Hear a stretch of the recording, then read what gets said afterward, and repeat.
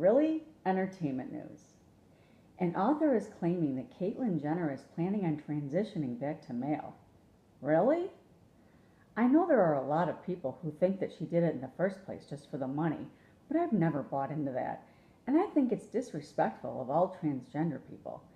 But Ian Halprin, who wrote a book called Kardashian Dynasty, says he believes Caitlyn expedited the whole transition process because of the car crash she was in last year that left a woman dead.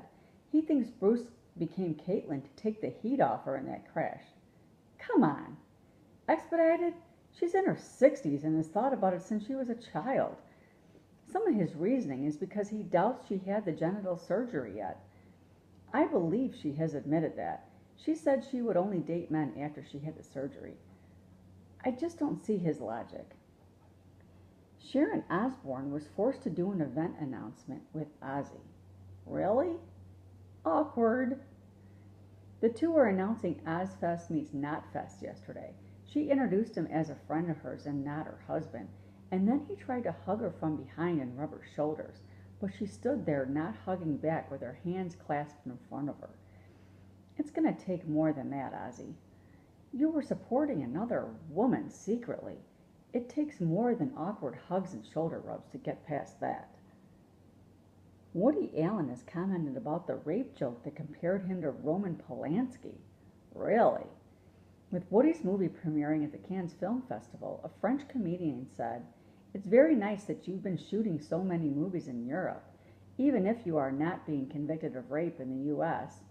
This is after his son Ronan Farrow wrote an essay criticizing the media for not caring about the sexual abuse allegations of his sister Dylan in 2014.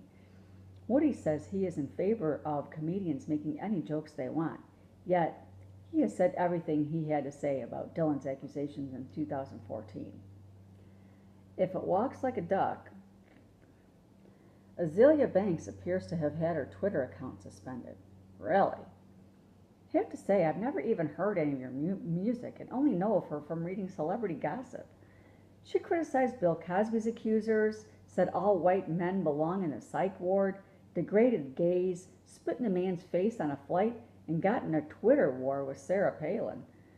She now suggested on Twitter that Zayn Malik stole some of her work and that his entire extended family would be obliterated by the U.S., and he is emulating white boys' renditions of black malehood.